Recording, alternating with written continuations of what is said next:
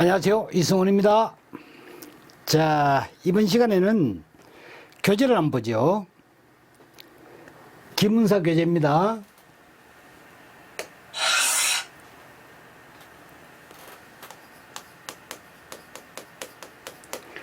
도서출판 기문사에서 출간되는 교재입니다. 교재의 253쪽입니다.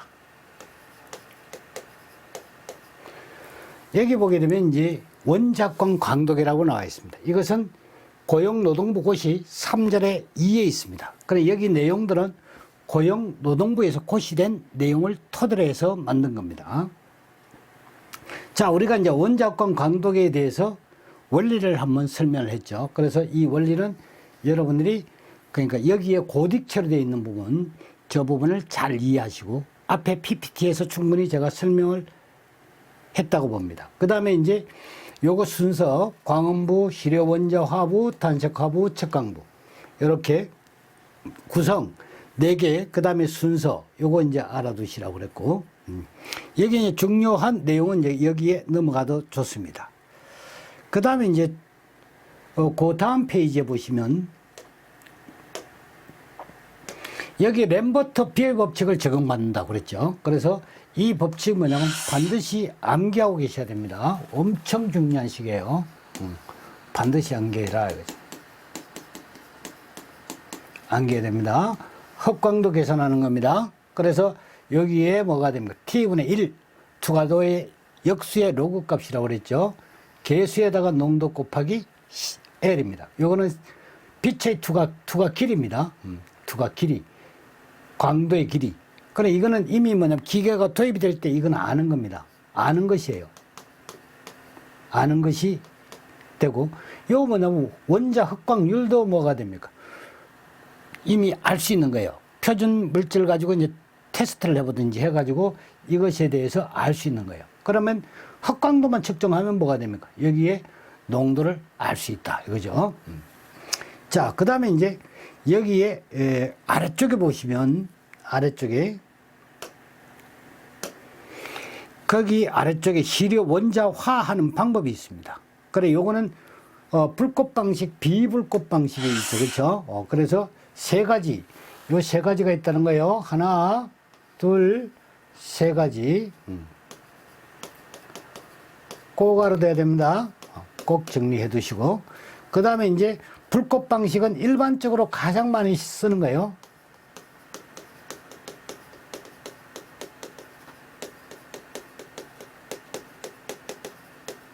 사용을 한다는 거예요. 사용을 하고 있다. 그 다음에 이제 비불꽃 방식 같은 경우는 요거는 주로 뭐냐면 그 플라즈마 제트 이것을 이용하는 거예요. 그래서 요거는 여기 보면 플라즈마 제트나 아니면 고온 전기로를 이용하는 그러한 것이나 아니면 스파크 방전을 이용하는 장치, 이게 비불꽃 방식에 해당이 됩니다. 네, 세 가지. 그 세 가지를 제가 써드리는 이유 알죠? 이게 뭐냐면 그만큼 아닌 것, 이러한 형태로 시험에 잘 나오기 때문에 그렇습니다. 그 다음에 전기 발생 방식. 전기 발생 방식은 뭐가 됩니까? 환원제를 사용한다는 거. 산화제가 아닙니다. 환원제를 씁니다. 이거 체크. 그 다음에 이제 기화된 냉전기를 발생시켜서 분석하는 방법으로 기화, 휘발성이 강한 성분, 수원이나 비소, 셀레늄 이런 성분 세 가지. 이렇게 해서 여러분들이 이제 정리를 해 두는 겁니다. 아시겠죠? 그래서 여기 지금 체크되어 있는 부분은 잘 보셔야 됩니다. 그 다음에 이제 불꽃은 내가 설명을 했어요. 아세틸렌 아산화질소 불꽃은 내화성 산화물에 만들기 쉬운 그러한 원소 분석에 적당하다. 그거는 불꽃의 온도가 어떻게 된다? 가장 높기 때문에 그렇다. 이렇게 이제 정리를 하고, 다음에 이제 뭐냐면 밑에는 보게 되면 단색화부, 척광부 뭐 이런 식으로 되어 있어요. 그래 이거는 여러분들이 뭐 한번 참고해서 보는 정도, 그 정도면 되겠습니다. 그 다음에는 여러분들이 그 시간이 조금 있기 때문에 뒤에 뭐냐면 그 기출 문제나 예상 문제를 한번 풀어볼까요? 261쪽으로 갑니다. 자, 예상 문제 04번 261쪽입니다.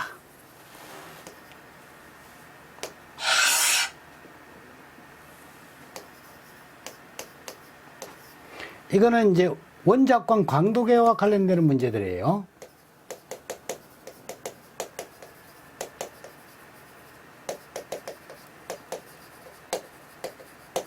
문제들만 있습니다. 이게 이제 보통 장기간에 걸쳐서 뭐 어떤 경우는 여기 보시면 이제 집중되어 가지고 나오지는 않는데 한 19년 정도가 이제 여기에 정리가 되어 있어요. 자, 첫 번째 문제 한번 보죠. 원자광 광도계는 다음 중 어떤 물질의 분석에 이용이 되느냐 그러는데 금속이죠. 이 금속에 이용되는 것이 세 가지가 있다고 그랬어요. 원자광 광도, 흑광도하고 그 다음에 이제 ICP 요거하고 유도결합 플라즈마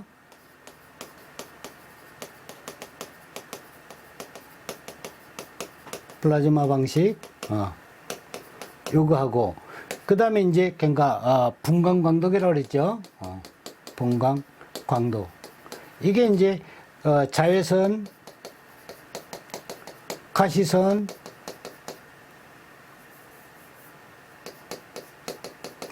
분광법이라고도 합니다. 분광계.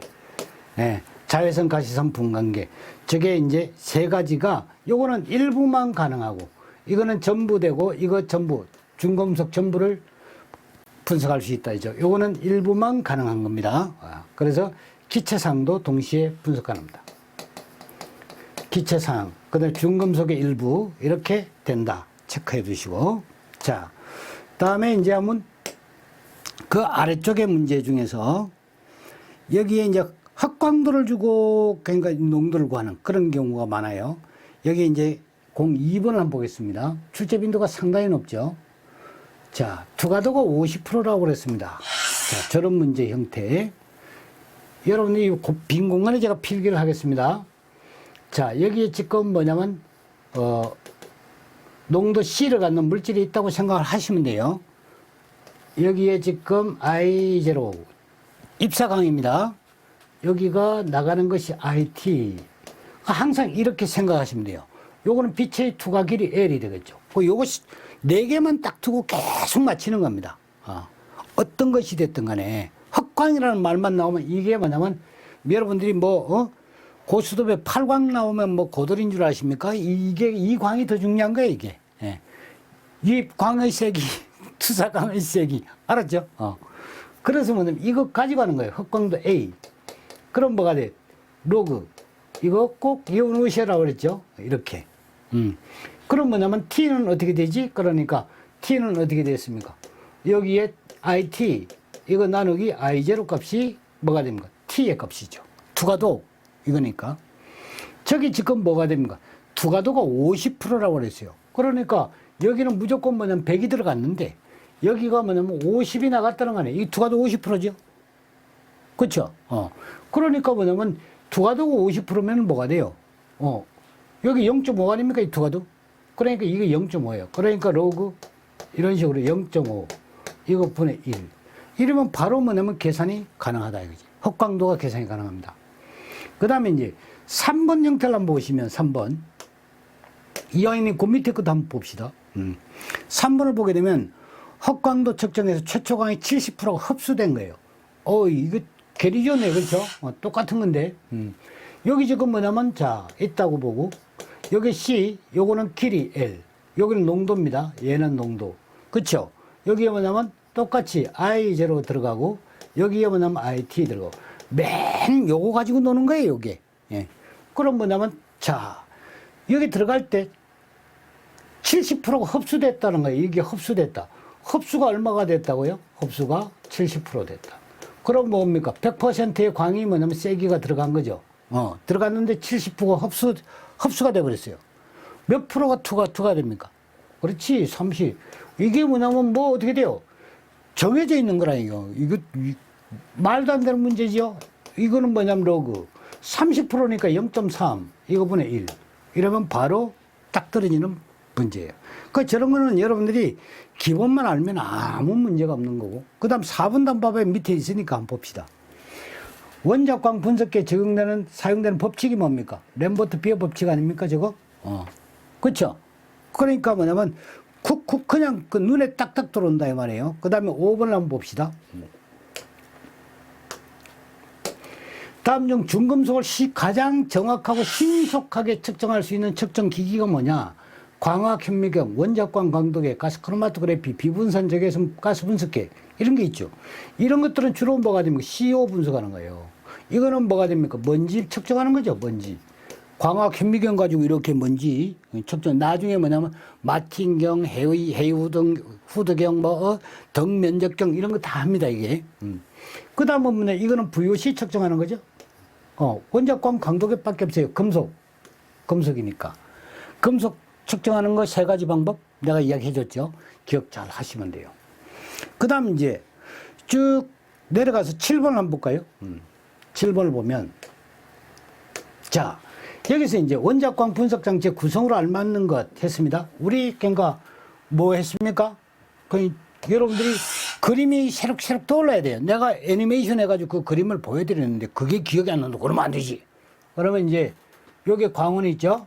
광원이 있고 그 다음 이것이 이제 광원이 쏘는 거죠. 그죠? 쏘면 여기 이제 불꽃이 이제 일어나면서 여기 증발되는 기체가 생긴다 그랬죠? 이걸 어떻게 됩니까? 가지고 측정을 하는 거예요. 그렇지? 그럼 뭐냐면 여기에 뭐가 됩니까? 미세하게 그 파장을 선택을 한다 그랬지. 그래서 뭐냐면 이거 가지고 뭐 겁을 쓰고 저저저거 해가지고 분광기를 거쳐서 파장 선택부죠. 그래서 이게 그 다음에 뭐냐면 검출기를 거쳐서 측정을 한다. 이렇게 이야기를 했지 않습니까? 그죠? 그걸 뭐냐면 그대로 그지를 못해도 대충 그렇게 되더라. 이것만 돼도 여러분들이 되는 거예요. 그러면 뭐가 됩니까? 광원부. 이 광원부가 맨 먼저 있어야 되겠죠. 이게 다 맞네. 예. 그 다음 두 번째가 뭐가 됩니까? 시료부라, 시료 원자화부가 있어야 돼. 이게 원자화부 아닙니까? 그렇죠? 광원, 원자화부. 그 다음에 단색화부. 이게 단색화예요. 선택을 하는 부분이니까. 그 다음에 이제 이게 측광부. 이게 측정하는 거예요. 그렇죠? 그러니까 이게 맞네, 이게. 그렇죠? 체크. 자, 그래서 문제는 여러분들이 보면 되게 좀 쉽게 나온다고 봐야지 됩니다. 이게 아주 쉬워요. 그 다음에 이제 문제 한번 볼까요? 원자광 광도계 구성요소 뭐 이렇게 나와 있는데 한번 봅시다. 종합연속 문제 1번 한번 볼까요? 좋아요. 여기에 보게 되면 원자광 광도의 구성요소와 역할을 기술한 것으로 옳지 않는 것이에요. 옳지 않는 것입니다. 틀린 것을 묻는 거예요.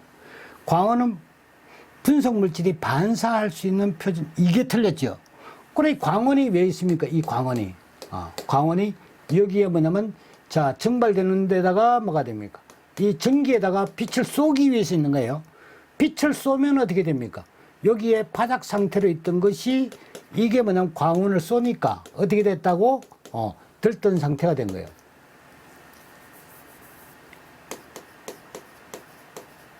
이 들뜬 상태로 되는 거예요. 그 바닥 상태로 있던 것이 뭐냐면 들뜬 상태로 되는 거예요. 요때 뭐냐면 흡수하는 거, 얘가 흡수를 해야지 되죠. 그쵸? 그래서 이 흡수하는 양의 변화를 측정하는 거예요. 그쵸? 근데 지금 뭐냐면 광원은 분석물질이 반사할 수, 이게 말이, 반사하는 게 아니라 뭐냐면 분석물질이 흡수할 수 있는 것을 방출을 해줘야지 되겠지. 그치? 얘는 뭐가 돼요? 광원에서는 방출을 해줘야 됩니다. 그죠? 그러면 이제 원소들은 어떻게 돼? 흡수를 해야 되는 것이고. 그래서 뭐냐면 바닥 상태로 있던 것이 들뜬 상태로 되는 거지. 그렇죠? 그래서 조금 뭐 저렇게 이해하면 벌써 답이 이게 뭐냐면 1번이라는 게 딱 나오네요. 그렇죠? 자, 그 다음에 이제 한번 볼까요? 예상 문제 5번 한번 볼까요? 쭉 넘어가서. 예상 문제 5번 한번 볼까요? 5번. 자. 다음 중 불꽃 방식의 원자광 광도계의 장단점에 관한 설명으로 그냥 가장 거리가 먼 것을 물었습니다. 가장 거리가 먼 것. 이것도 틀린 것을 묻고 있는 거죠. 그죠? 작업 환경 중 유해 금속 분석을 할 수 있다. 분석 시간이 흑연로 장치에 비해서 적게 소요된다. 고체 시료의 경우 전처리에 의하여 적게 소요된다. 적은 양의 시료를 가지고 동시에 많은 금속을, 이게 틀렸다고 그랬죠. 그러니까 뭐냐면 왜 그러냐면 시료가 들어가고, 그쵸? 조연가스 들어가고, 시료 들어가고, 그 다음 뭐냐면 가연성 가스가 들어가서, 그 다음 뭐냐면 버너를 구성하고, 여기에 뭐냐면 막 불꽃을 형성해야지 되니까 이 자체가 어디 시료가 많이 소모된다 그랬죠. 분사를 시키면서 연소를 시켜야 되니까. 그러니까. 그죠? 그러니까 뭐냐면 적은 양의 시료, 이 말이 뭐가 됩니까? 틀린 얘기예요. 그 다음에 동시에 많은 금속을 분석할 수 있는 거는 이거는 뭐 ICP입니다. 흔히 이게 잘 나와요. 장점으로. 그래서 딱 체크해 두고. 자, 그 다음에 이제, 쭉 내려가서 마지막 한 문좀 더 풀어볼까요? 6번 한번 봅시다. 6번. 자, 원자가 가장 낮은 에너지 상태인 바닥에서 에너지를 흡수하면 들뜬 상태가 되고, 들뜬 상태의 원자들이 낮은 에너지 상태로 돌아올 때 에너지를 방출. 이거는 다른 건데요. 이건 ICP에 대해서 묻는 거예요. 금속마다 고유한 방출 스펙트럼이 있으면 이를 측정하여 중금속을 분석하는 장비가 뭐냐 그러는데, 이거는 뭐냐면 유독이라 플라즈마 ICP예요. 이건데 제가 설명했던 걸 여러분들이 기억을 잘 하십시오. 자, 여기 뭐냐면 바닥이에요. 바닥에서 여기 뭐냐면 무엇을 빛을 쏘는 거죠. 광을 쏴가지고 빛을 쏴가지고 이걸 뭐냐면 들뜬 상태로 만들어요. 이 상태로 만들어가지고 여기에서 뭐냐면 흡수하는 것, 흡수량의 변화를 측정하는 것이 뭐가 됩니까? 원자광 광덕이에요.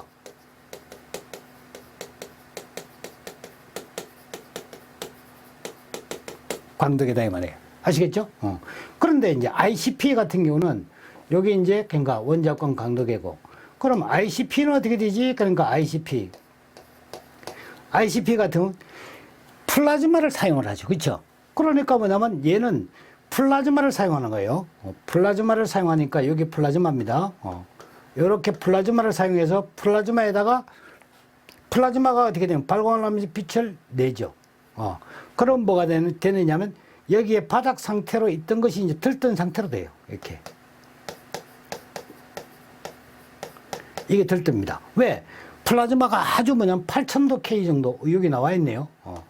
8000도 K 정도로 높은 온도까지 뭐냐면 여기에 시료가 여기 들어가는 거예요. 시료가 여기 들어가서 뭐냐면 플라즈마 불꽃에 완전히 증기화가 되어버리는 거예요. 그러면서 뭐냐면 8000도 K로 뭐냐면 이게 높은 온도까지 갈 수 있으니까 들뜸이 돼. 들뜬 상태에 있다가 얘가 뭐냐면 다시 되돌아가요. 그러니까 뭐 되돌아가는 게 기적, 이 바다 상태로 되돌아가는 거예요. 이때 뭐가 됩니까? 원래 얘가 들뜬 상태로 가져갈 때 에너지를 가지고 나갔죠. 에너지를 가지고 나갔으니까 얘가 뭐냐면 나갈 때는 어떻게 됩니까? 에너지를 방출해야 돼요. 그래, 이때 뭐냐면 빛이 방출된다는 거예요. 예. 빛이 방출된다. 이 빛의 강도를 측정하는 것이 ICP입니다. 한 번 더 이야기를 하면, 자, 여기 핵이 있어요. 그러니까 핵이 있습니다. 이거는 핵이에요. 원자 핵을 중심으로 이렇게 뭐냐면 전자 껍질이 형성되어 있습니다. 이렇게. 그러니까 어떤 금속 원소든지 전부 다 이러한, 이거는 죽입니다. 이게 껍질이 이렇게 형성되는, 이거는 죽이에요. 예. 그래, 원자가라는 것은 뭐가 되면 맨가에 있는 것. 그래, 족은 뭐냐면 여기에 만약에 이렇게 뭐냐면 세 개가 있다. 전자가. 그러면 전자가 맨가의 껍질에 세 개가 있다. 세 개가 있는 거죠. 그럼 이거는 뭐가 되면 삼족이에요. 족은 뭐냐면, 족이라는 것은 맨가에, 껍질의 맨가에 전자가 몇 개 있나. 이게 뭐냐면 족입니다. 그럼 껍질 수가 몇 개 있나? 이거는 죽이에요. 이해가죠? 그래서 이제 여러분들이 이건 뭐 또 들어가면 또 위험하니까. 자, 여러분들 스트레스 받잖아요.